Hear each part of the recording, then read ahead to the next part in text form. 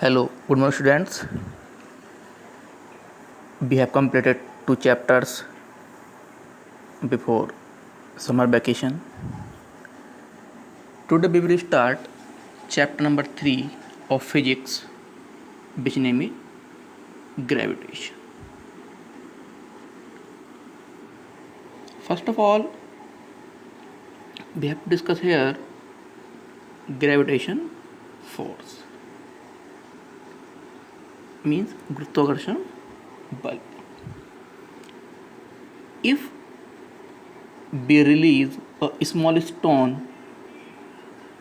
without pushing it from a height, it accelerates towards earth. The stone is, when accelerated towards earth, means some force is acting on it. मतलब यदि हम कोई एक छोटा पत्थर बिना धकेले एक हाइट से रीच करते हैं, गिरा देते हैं, इट एक्सेलरेट्स टुवार्ड्स अर्थ. ये क्या है? पृथ्वी की ओर आकर्षित होता है. द स्टोन, ये पत्थर जब पृथ्वी की ओर आकर्षित होता है, इसका मतलब क्या है कि इस पर एक बल कार्य करता है. The force which pulls the objects towards the center of the earth is known as gravitational force.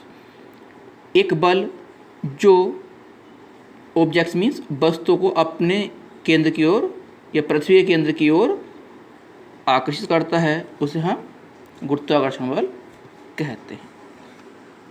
ठीक है. Hair stone also attracts earth. It means every object in universe attracts every other object. जो पत्थर है यह भी क्या है? धरती की ओर आकर्षित होता है. इसका मतलब जो प्रत्येक ऑब्जेक्ट है, वस्तु है इन यूनिवर्स मीन्स ब्रह्मांड में, वो एक दूसरे को अपनी ओर आकर्षित करती है. ठीक है. Newton's universal law of gravitation. Sir Isaac Newton in 1687 proposed a law about the force of attraction between the two objects in the universe, which is known as Newton's law of gravitation. Sir Isaac Newton ने 1687 में एक attraction of force means वस्तु के आकर्षण के संबंध में एक नियम दिया. इसे हम न्यूटन का गुरुत्वाकर्षण का नियम कहते हैं. अब इस नियम में क्या था? अकॉर्डिंग टू दिस लॉ, इस नियम के अनुसार every mass in the universe attracts every other mass with the force which is directly proportional to the product of two masses and inversely proportional to the square of the distance between them. मतलब प्रत्येक द्रव्यमान या in the universe, इस ब्रह्मांड में, attracts every other मास, दूसरे जो वस्तु है, दूसरे द्रव्यमान है, उसको अपनी ओर आकर्षित करता है विद ए फोर्स, एक बल के द्वारा. विच डायरेक्टली, जो वह फोर्स है, force is directly proportional to the product of two masses. ये फोर्स है, ये दोनों द्रव्यमानों के गुणनफल के प्रोपोर्शनल होता है एंड इनवर्सली प्रोपोर्शनल, और जो इनके बीच की डिस्टेंस है उनके व्युत्क्रमानुपाती होता है. Let masses m1 and m2 of two objects are distance d apart, then force of attraction F between them. Then suppose that this one m1 and this mass m2, distance between them d. ठीक.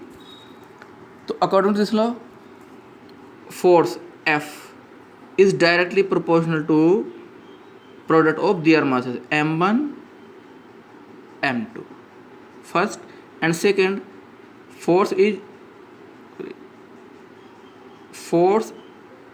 inversely proportional to the distance, the square of distance between, इसके बीच की दूरी के व्युत्क्रमानुपाती. Now from first and second equation, F is directly proportional to m1 m2 upon d square. ये proportional का sign हटाएंगे हम यहाँ पर, तो हम लेंगे एक constant F equals to G m1 m2 upon d square, where G is a constant, क्या है एक जी, क्या है एक नियतांक है, and is known as gravitational constant, इसको हम क्या कहते हैं, गुरुत्वाकर्षण स्थिरांक के नियतांक कहते हैं. The value of G is 6.67 into 10⁻⁻11 newton metre square per kilogram square. जो कैपिटल जी का मान है वो 6.67 into 10⁻⁻11 newton metre square per kilogram square होता है. G is called universal gravitation constant. G क्या है, एक सार्वत्रिक गुरुत्वाकर्षण स्थिरांक कहलाता है. यूनिट ऑफ जी, जो हमने आपको ये यूनिट बताई थी अभी, Newton metre square per kilogram square, कहाँ से आती, कैसे आती है.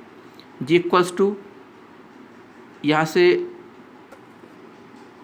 हम जी की वैल्यू फाइंड करेंगे यहाँ से, तो जी इक्वल्स टू कितना आ जाएगा, एफ की क्रॉस मल्टीप्लाई हो जाएगी डी के साथ, F D square upon m1 m2. ठीक, तो एफ फोर्स का जो यूनिट है वो क्या है, न्यूटन. ठीक है, और फोर्स के बाद जो हमारे पास D means distance metre square, और m1 क्या है, मास है, m2 भी मास है, तो मास का यूनिट क्या है, किलोग्राम, और किलोग्राम कितना हो गया, Newton metre square per kilogram square. ठीक है,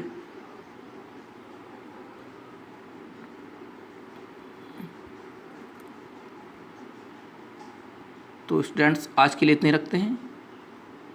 ठीक, थैंक यू.